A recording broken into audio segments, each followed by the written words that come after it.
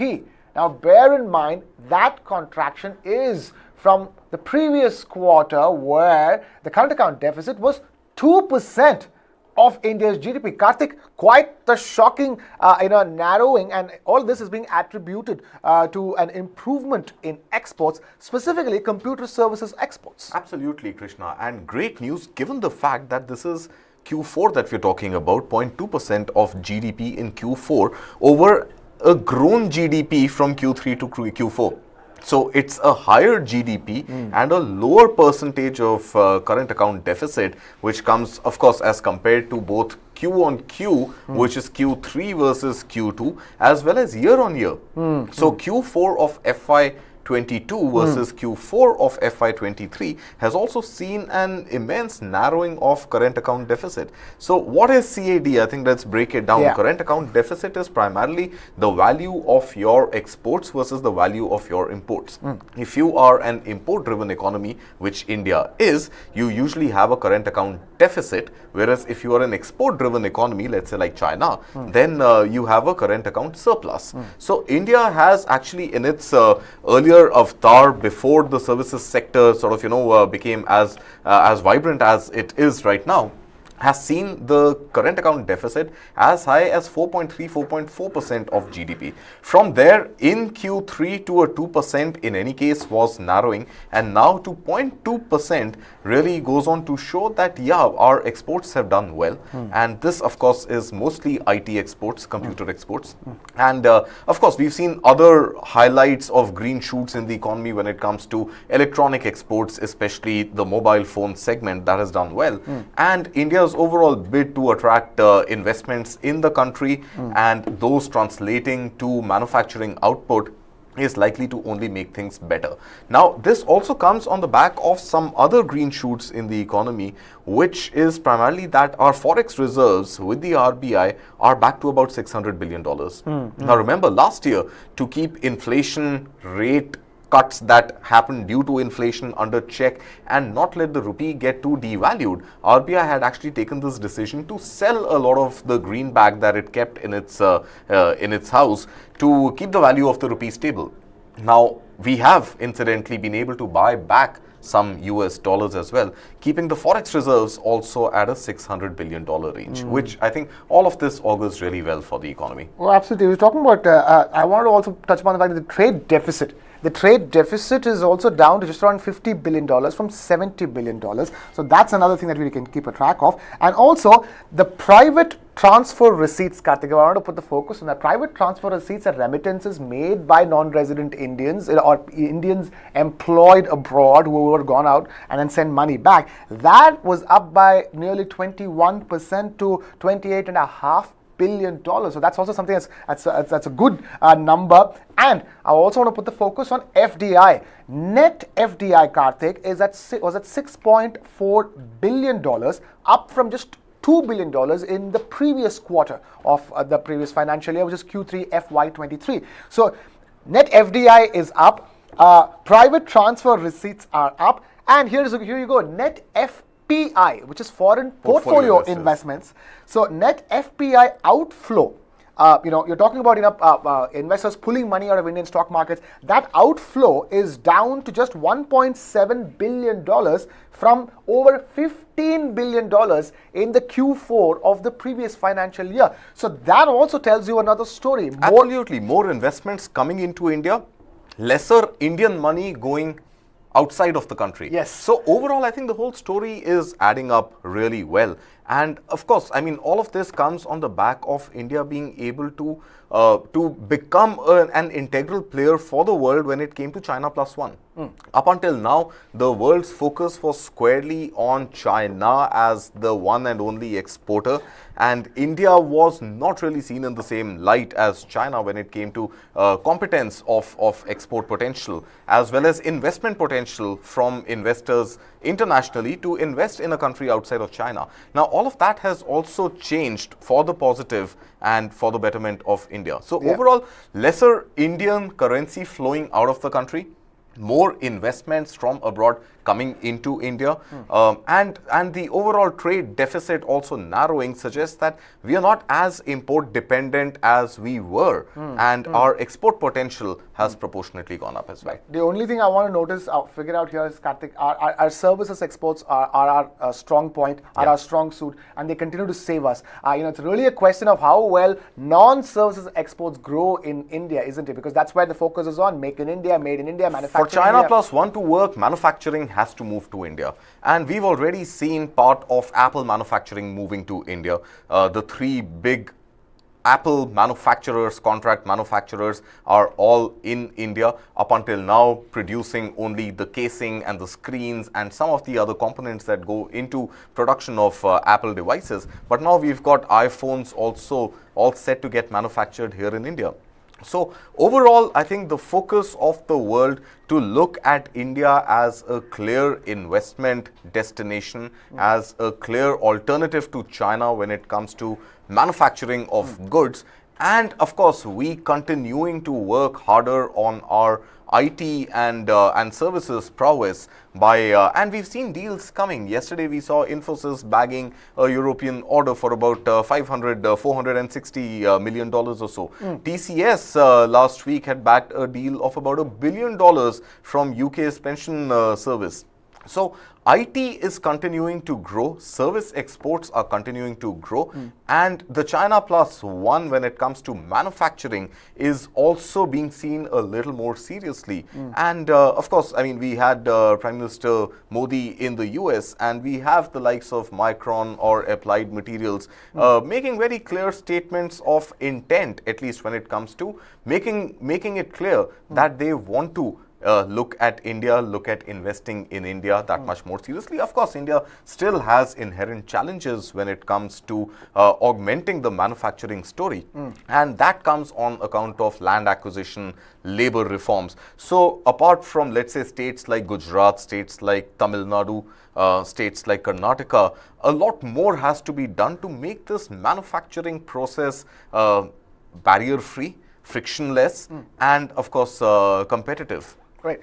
The only thing I wanted to ask is, these numbers, we're talking about quarterly numbers, which have given a great reprieve. But if you say, look at FDI for the financial year 2023, it's lower than it was in financial year 2022. So in that sense, these numbers also have to be taken with a grain of salt. We're talking about the fourth quarter of the just concluded financial year, which concluded on March 31st, 2023. So in that Jan to March quarter, just to put things in perspective, all the numbers we're discussing, the narrowing of the current account deficit is coming from these numbers for the last quarter of the financial year. So, these numbers will have to stabilize, Karthik, over a period of time as far as to get a real picture of where exactly is India's current account deficit. That's right. And with the GDP growing and expected to grow to what, 7.2% or something this year. So with overall the expectation on the GDP to grow, it has to come on the back of 2-3 key components. One, of course, is keeping the net export high, which is, of course, your trade deficit. Link it with investments, it's your current account deficit, but largely keeping your X minus I, the export minus import, as close to zero as possible or very little in the negative. Then, of course, investments both in the public investment space as well as private investment, and private investment both through domestic players as well as FDI coming into the country will have to be worked upon. And consumption, of course, being the real bedrock of development, go by any index, not just the formula of calculating GDP, consumption has to be given a fillip, which is also likely if, if we were to believe the minutes of the MPC just concluded earlier this month and released last week. If we were to believe that RBI would be able to hammer down inflation to about 4%, and there would be immense pressure on RBI to do that because we are in election year. Absolutely. So if inflation were to be under check, if not 4, but definitely a sub 5% range, then consumption should not have any bad news as well. But bear in mind, El Nino, delayed monsoon, flooding, all of these could play havoc when it comes to those India's concerns growth remain. story. Those concerns remain. Monsoon concerns remain as we speak Act about of God. as far as the macro picture of India is concerned. But you were talking about the current account deficit and how that needs to be taken a long-term view as far as the current account deficit is concerned. Boosting exports will be step number one. You're talking about the consumption story. I'm extremely glad that so much of money is getting remitted by Indians who are employed abroad. And for another great fillip for consumption, right now the talk is that rate cuts could come in the first quarter of the next calendar year, or the third quarter or the fourth quarter of this current financial year. So we'll wait for that as well. But again, on, look at it. What Shaktikanta Das had said, that our focus is on taming down inflation. And our focus on rate hikes or rate cuts need not specifically mirror the Fed's moves on rates. So I think we are fairly clear, fairly focused that inflation is the number one enemy we want to target, and whatever it takes. And rate cut is not going to help us tame inflation. So the El Nino impact, the effect of the monsoon, if at all it is not in sync with expectations, is going to start reflecting only in the October to December quarter, Q3 of this financial year. And if things look stable, perhaps a rate cut could be on the anvil. But I suspect we are looking at keeping rates unchanged for the next 6 months or so. And thereafter, depending on inflation numbers, I think RBI will have to take a call on either this hawkish pause that we are in. If inflation, owing to monsoon or other concerns, does not get hammered down, rate hikes can also not be ruled out. But rate hike, of course, is going to have a negative impact on the animal spirits of corporate India. Absolutely. To take loans, leverage themselves and contribute to growth. I think either way, the fact that the chances of them hiking rates at this stage remains low is already good news for corporate India, definitely. And then, of course, the sweetener is the possibility of a rate cut come January 2024, if I may. So, ladies and gentlemen, I'm going to put my money on a possible rate cut in the Jan to March quarter of 2024. But there is absolutely no guarantees. It's just my instincts telling me that, and that's hoping that inflation comes completely under control by December 2023. So that's where my instincts are premised upon. We have Rakesh Kharji also joining us on this broadcast. Rakesh, good morning. Thank you so much for being with us. Great news as far as India's macroeconomic picture is concerned. Current account deficit down to just 0.2% in the last quarter of the previous financial year as compared to 2% in the previous quarter. Absolutely. This is good news for the macro fundamentals, and I think they have a certain trajectory which is being, which has stayed the course. Do remember that the annual, CAD for the last fiscal is more than what it was for the previous year. So in that sense, it is still, even with that level of 2% for the entire year, it is well within the range. What has contributed to the CAD, healthy trajectory are a couple of key factors. One is that, the oil prices, which is key component of our oil import, of our entire import bill, which leads to trade deficit, is by and large, in a certain range, which is favorable to India.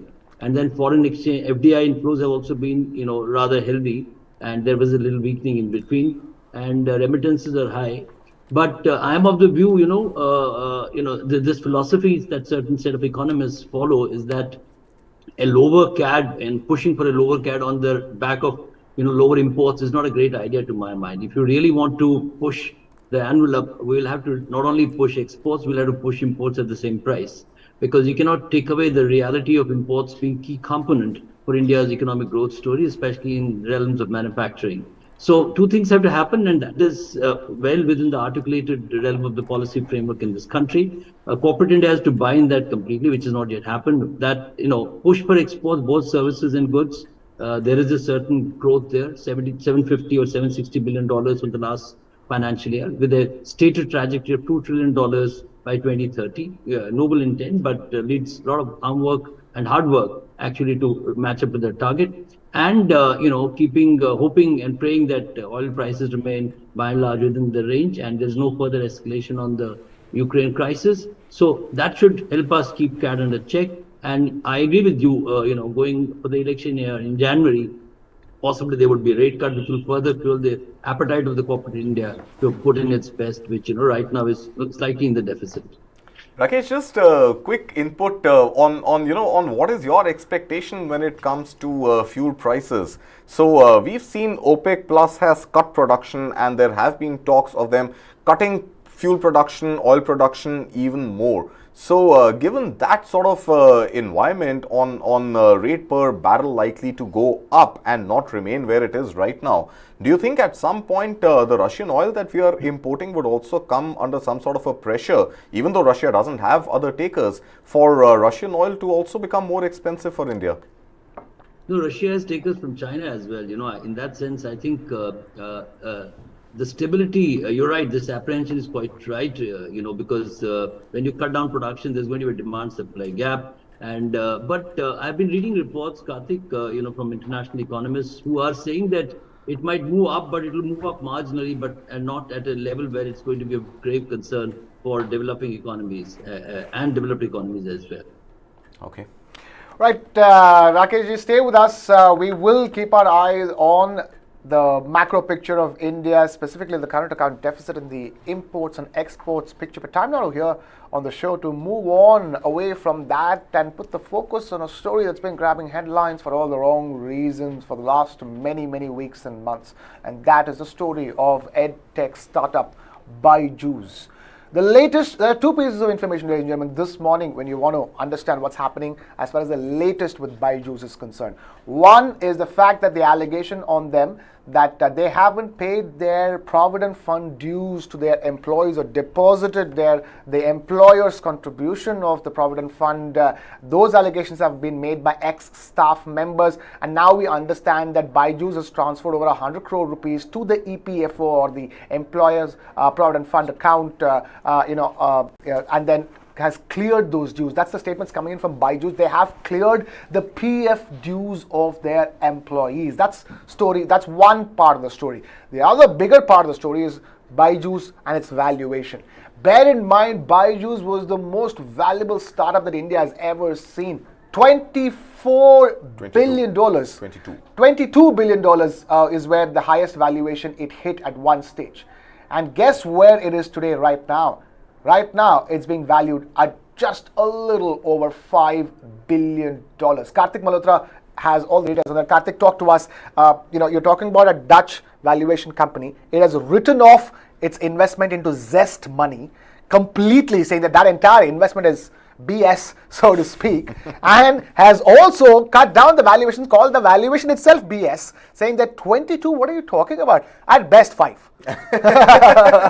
Right, so let's look at it in context. Number one, Byjus and the controversies surrounding Byjus refuse to die down. Yeah. And I think it is fairly clear that there are eminent corporate governance issues at play at Byjus, due to which its earlier auditor Deloitte also resigned last week, and it has a new auditor now, but its books have not really been audited for the last 2.5 years, and the suggestions made by Deloitte to Byjus to adjust certain figures in the previously audited books have also not yet been done. So that is a larger context. Add to that the misery of the whole edtech sector, with the opening up of the economy and learning from home ceasing to exist and schools reopening. So that came as a body blow to the entire sector, not just Byjus alone. But on top of that, you had Byjus leveraged to about $1.2 billion. Now this is not valuation related, this is pure cash taken from lenders to deploy in business operations. Remember, valuation is something on the books. Yes. It looks pretty. It doesn't technically give you hard cash to run operations. So to run operations, it's the opposite of cash. Yeah. Valuation is the opposite of cash. There's nothing exists. It exists as an opinion after a point, as a perception. And on your books, it is a balance sheet number. It is something which is exactly. your liability to your shareholders, right? It's everything but cash. Yeah. So a $1.2 billion loan taken, not yet serviced, and given the fact that the books have not been audited, it shows a very clear picture that maybe Byjus does not have the money to repay that loan. Now add to this, and I'll come to the valuation story, add to this, there's a Bloomberg report last evening which states that Byjus is now in talks with new investors looking to raise another $1 billion.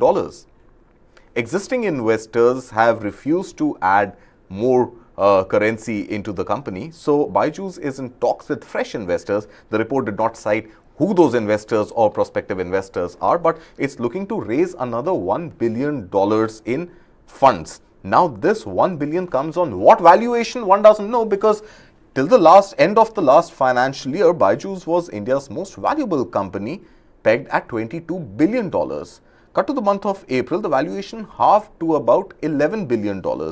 Now, in the month of May, BlackRock did not through a fresh round of fund infusion into Byjus, but the stock that it had on its own books for its investments in Byjus wrote off the value to about $8.4 billion. So it devalued Byjus from 22 billion, wiped off 2/3 of the valuation to $8.4 billion.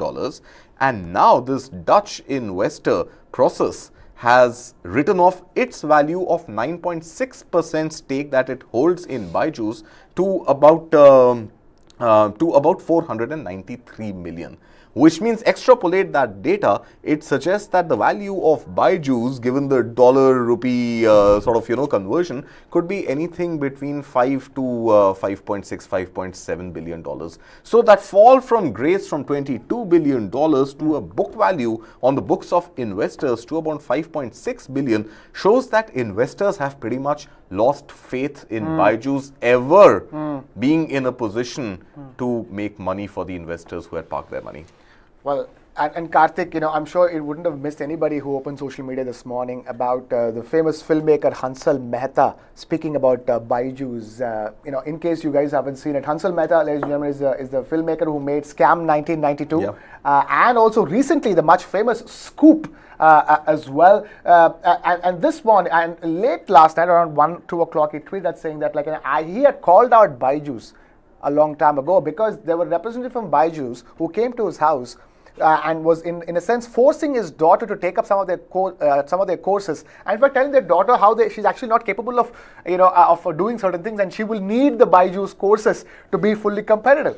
Yeah, that's the kind of push we've seen. And and this is Hansal Mehta you're talking about. But imagine the plight of the thousands and lakhs of students who enrolled to take the Byjus courses, and the kind of forced selling that happened, the cross-selling and the upselling by way of offering laptops and tablets and extended courses, and really creating the sense of fear and panic among parents that your child is actually not worth anything until or unless they enroll themselves in a Byjus course. Or a white hat. Or a white hat junior for that matter. Coding. Hey, it's oxygen. What will your child do without coding? That's the kind of message being thrown out that, and this is in the peak of the pandemic again. So, you'd rather have a thermometer, an oximeter at home and a Byjus course. So it was almost an essential being sold to students. So yeah, I mean, and in the previous shows that we've done around Byjus, look at the comment section, and I'll request our viewers also to go and search for the Byjus stories that we've broken previously. The comment sections are inundated with people who are coming out publicly and stating how badly they've been fleeced by the company. So there are for sure corporate governance issues at play.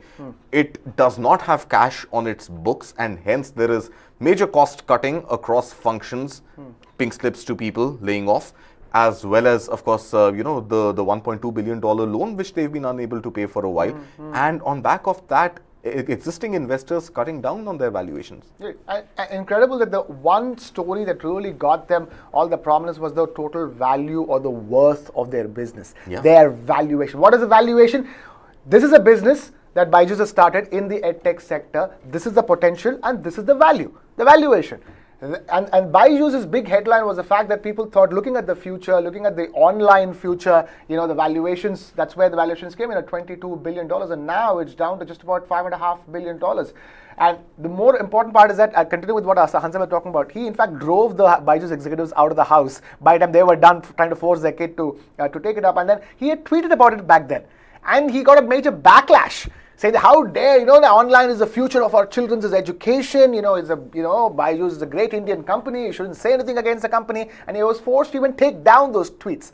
And then he tweeted last night saying that now talk to me. Now talk to me. The Byjus story has been stinking to high heavens as far as I'm concerned for the longest time. At least that's the message coming in from Hansal Mehta. And the Bloomberg report that I was referring to earlier also suggests, and that's an interesting point again, that Existing shareholders now want to renegotiate the terms of engagement with Byjus Ravindran himself, stating that they want to withdraw the right of first refusal for any fresh capital infusion which Byjus Ravindran has presently. They want that withdrawn. So the Bloomberg report states that there is this talk among the existing investors that any new investment coming, the right of first refusal should not, or the right of liquidation of existing investors should not rest with Byjus Ravindran alone. So there is mounting trouble for the man and the business that he has built. And remember, the board right now comprises of nobody else apart from Byjus Ravindran, his wife Divya Gokulnath, and Byjus Ravindran's brother Riju Ravindran. Yeah. There are exactly 3 people, all family members on the board. The only piece of silver lining over here, Karthik, is that I'm glad that they've made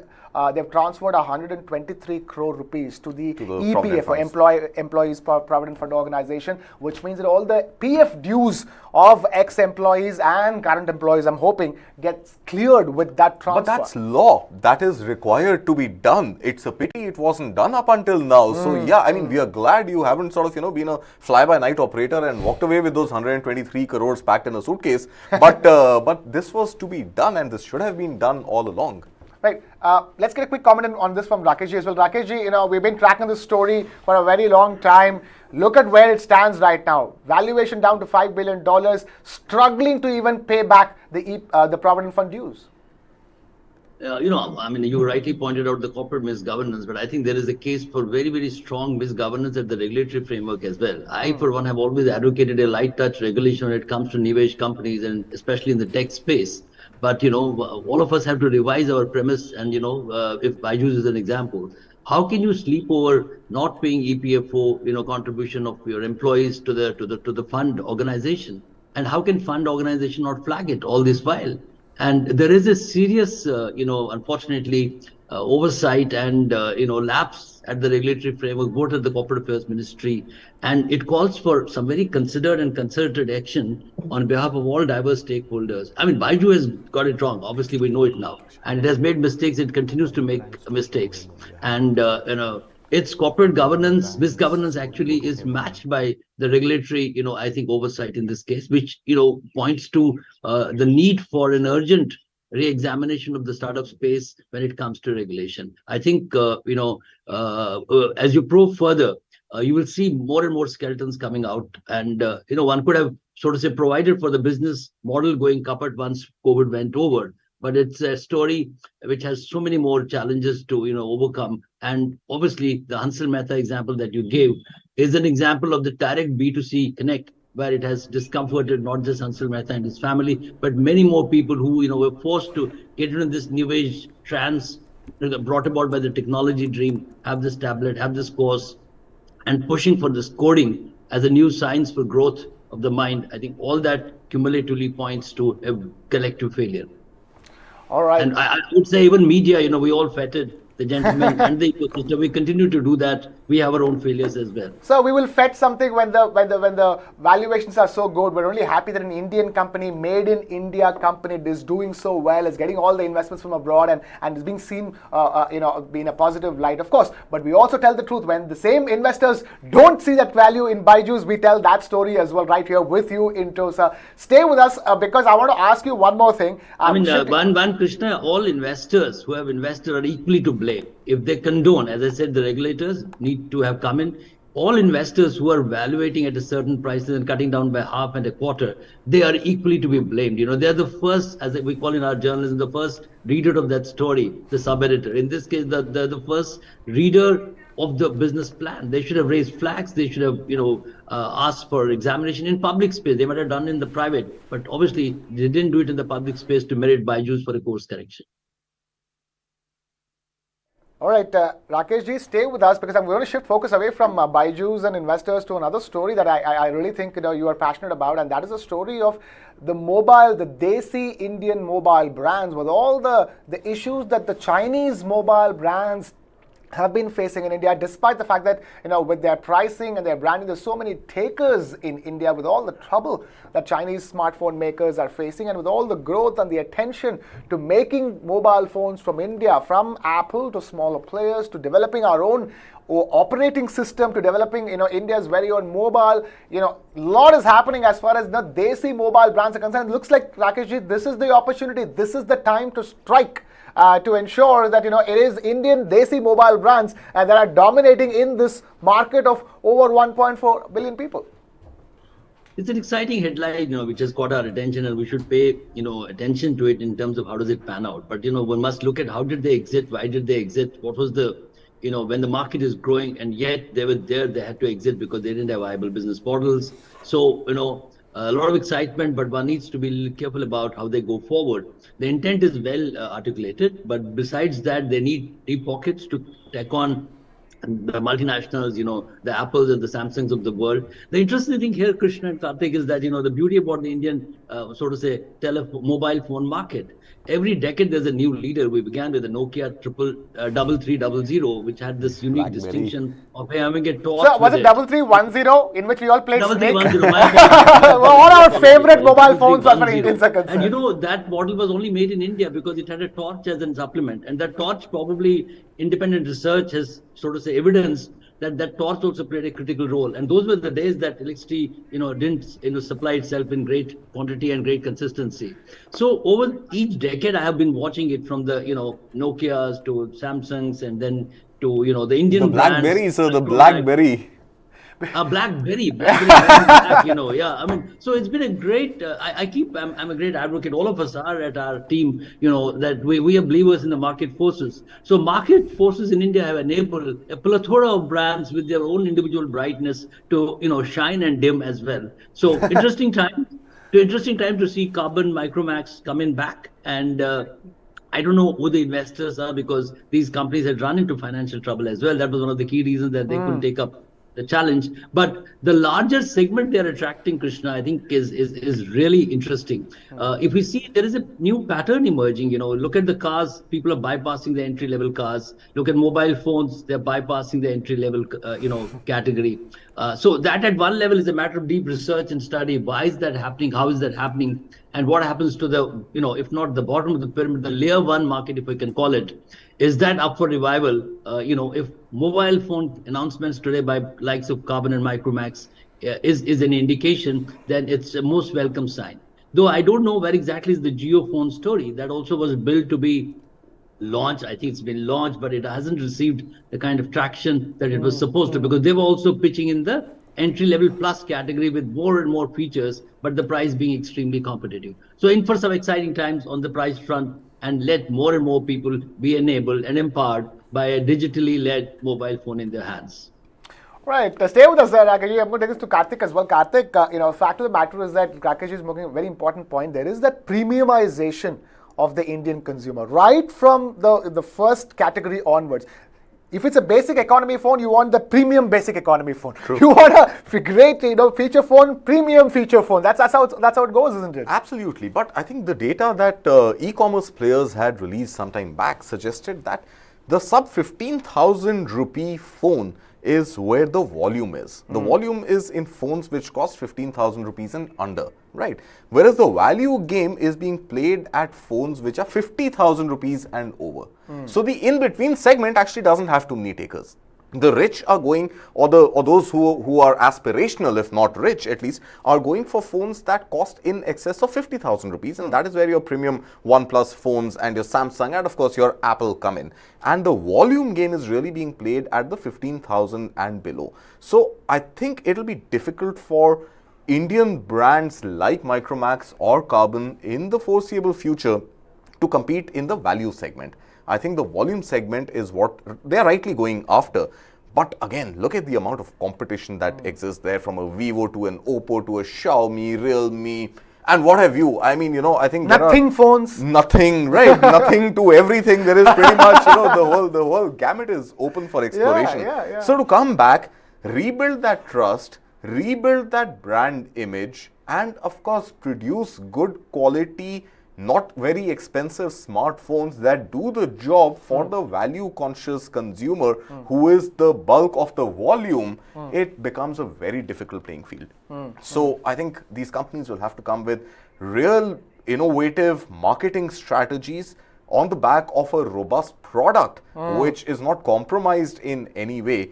And my biggest fear is it should not eventually become yet another sort of, digressed route of importing components or partly built units from China or elsewhere, brand them with Make in India, go to market and avail of all the PLI schemes and everything else that benefits them, eventually only to be turned around and said that, hey, you actually did not really make in India, you only assembled in India. And then that is going to take the trust away completely. That's very, Rakeshji, that's very, very important, isn't it? The fact that even as Indian mobile makers want to, cash in on, on the situation right now and take it forward, they'll have to be very clear about making almost everything in India, if not everything.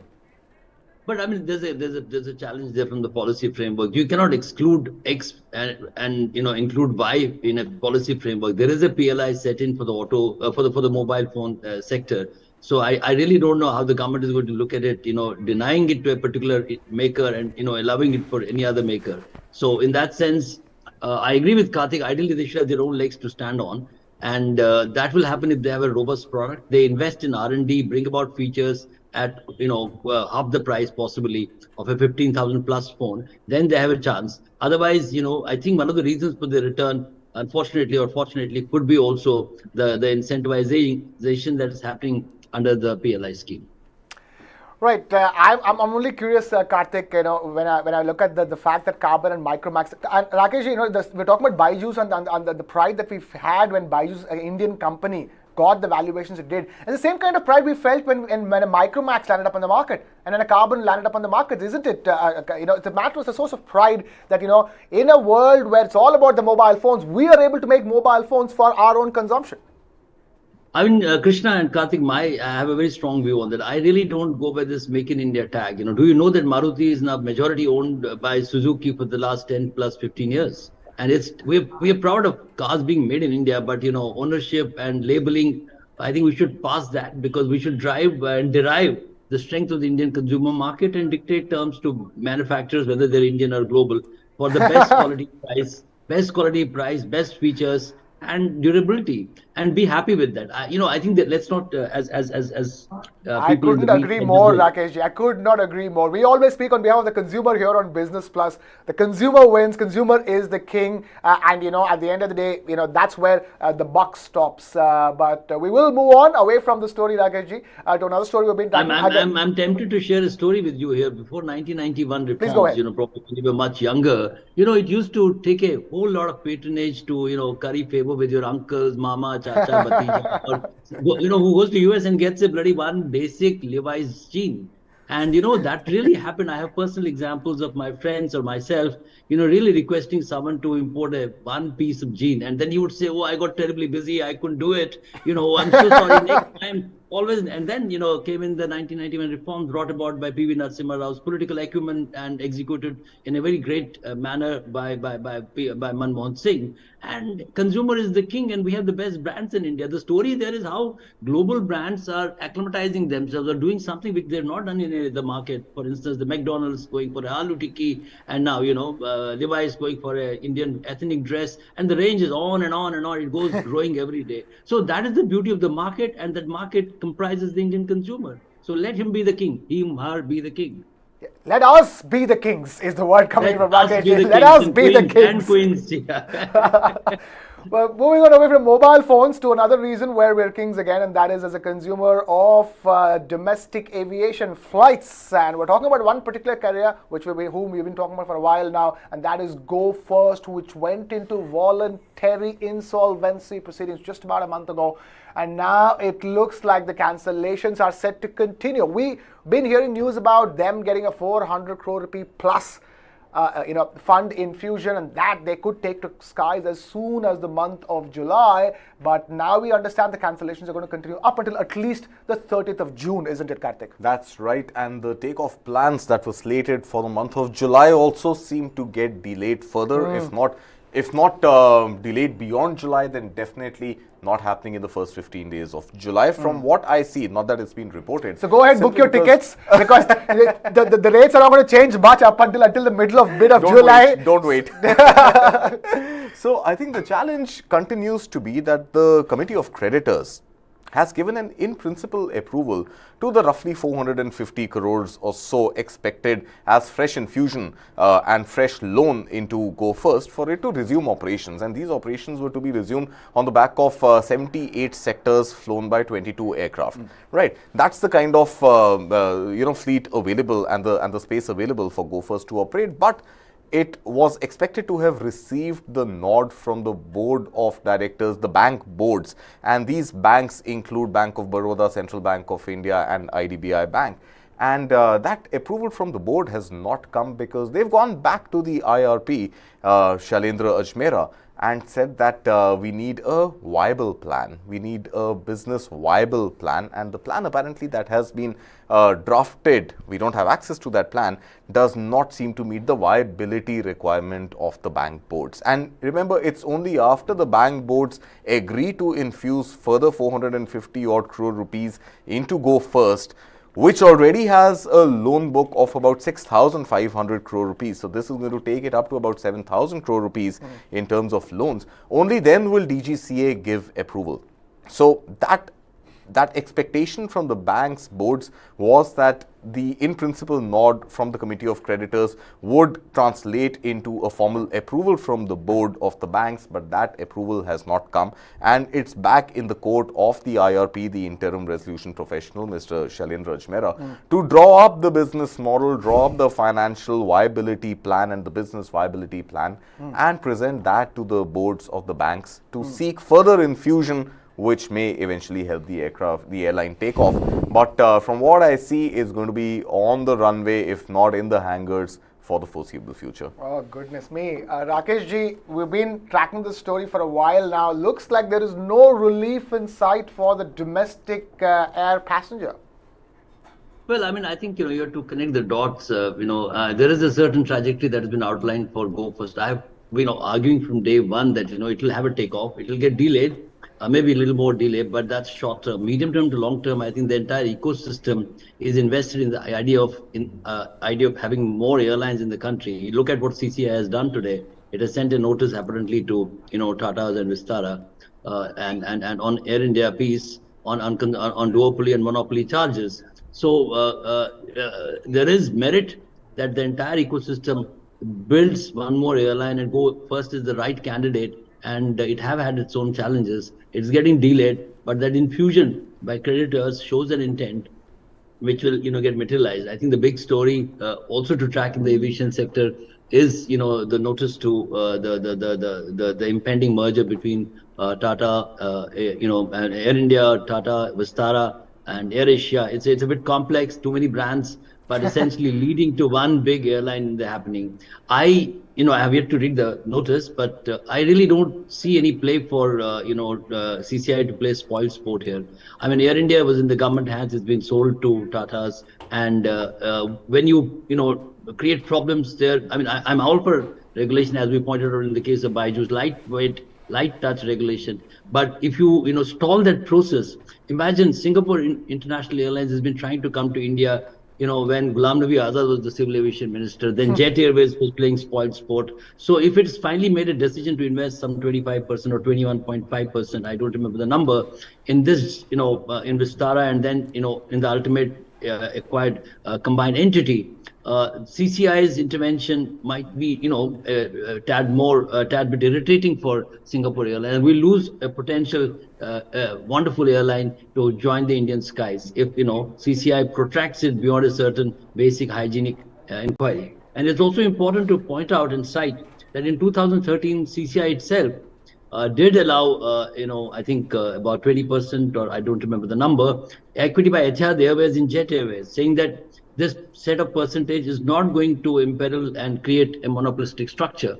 So either, the entire ecosystem thinks hard, and brings about some big ticket deep pocket players, say for instance Reliance Industries, which has so far shied away from getting into aviation. ITC at one point wanted to get into aviation. I have reported those stories, but these big ticket players have not come into aviation. And what has happened on the contrary is that some medium to small level players like East West, Damania, Modi Luft, all those players came and didn't have it's not for the aviation business is not for the faint hearted. So they had bad business models. Only Vijay Mallya had the so to say the capital and the appetite to do it. But as we have discovered now, post event, that the model was flawed. We are in the business of transportation in time, safely from point A to point B. It's not a business of luxury. So that came to the detriment of Kingfisher. I mean, that's an idea which even the bankers that time bought, because they felt that, aviation is being reimagined in the skies. But what happened, it followed a certain established pattern of the airline going bust and inability to, go ground. So that's where Indigo stands up and now 17 years or, and a creditable track record, now getting into the profitable zone. So Go First must go up in the sky as fast as possible. Yeah, we are in fact running visuals of flights of aircraft taking to the sky, in hope and fingers crossed that, we have Go First taking to the sky as soon as possible, and more airlines taking to the sky, so that our ticket prices, come down to some kind of sane levels. We're paying, Bangkok, Dubai rates to go travel within this country, for God's sake. So that's the reason why we're even on the story all the time, so that you consumers know exactly how much you'll be paying for your flight tickets. But moving on and keeping it with you, the consumer, the Online Network for Digital Commerce, ONDC, that was set up by the government as an open platform for e-commerce, has now some ambitious targets. It's targeting 1 lakh transactions and buyers outside of India. Indian buyers, but outside of India, from Singapore and the Middle East. Those are the ambitious plans of ONDC. Karthik has more of that. Karthik, talk to us. As a platform, it's an ambitious platform. It has its critics and skeptics, but this is interesting. ONDC now wants to cater to Indians outside of India's borders. So that, of course, is one part of the story, which is interesting, and it's primarily what is ONDC doing. ONDC has created this plug-and-play e-commerce ecosystem. So the point is, you don't really need to invest in your own supply chain, in your own logistics, in your own warehousing, and you just plug into the technology stack created by ONDC and have your operations continue unabated. So you can focus on the core business. Let's say you are a restaurateur and you have a food chain running. You can just focus on making the chain without making the food, without really worrying about the technology for e-commerce, the technology for plugging into or creating your own supply chain, and largely just tap into ONDC's network, and ONDC takes care of your logistics. That is the premise on which ONDC is built, and I'm one of the critiques, honestly, but I'll try to stay neutral. Now the point is, and what Koshy said yesterday at a CII event, if I'm not mistaken, the CEO of ONDC. Yeah, so what he mentioned at the CII event yesterday was that when ONDC started off, it was looking at some 50 orders a day or something, which went up to about 1,000 orders a day in the month of April. And last month, they were clocking about 20 to 30,000 orders a day. The MD CEO is fairly hopeful that by end of this year, he's looking at about 1 lakh orders per day on the ONDC platform. Now, this comes on the back of Swiggy's food business turning profitable. Despite all the costs on technology, on logistics, on e-commerce, and a fairly high valuation, it was a decacorn, it got devalued, and in fact, our friend Process has devalued along with Byjus, even Swiggy. But again, and devalued it by about 33% or so. That's about a third of its valuation. But the fact that these quick delivery platforms and the food delivery aggregators have begun to make money on their own legs without any not-for-profit ONDC network. And my stem for criticism comes from the fact that how can it continue to be a non-profit organization, institution? If you're building technology, you're investing in servers, you're investing in manpower, you're investing in logistics, you've got to at some day become profitable. So the reason for my critique is that ONDC today is doing what Swiggy and Zomato did 6 years, 7 years back. They're offering discounts. you order through an ONDC supported network. Let's say you go to Magic Pin or you go to even a Paytm and you were to order food via Paytm, there's an ONDC 50 code or an ONDC 100 code which straight away slashes your bill by about 100 rupees.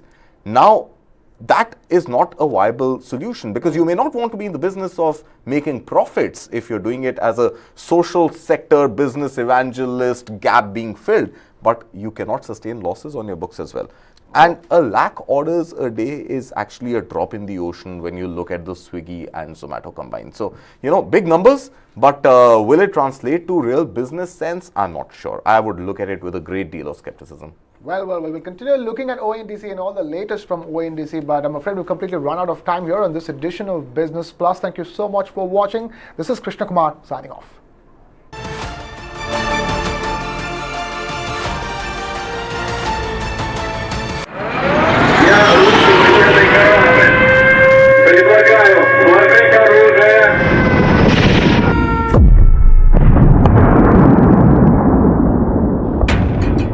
Europe's deadliest war since 1945. बाहर sirens बजने लग गए थे.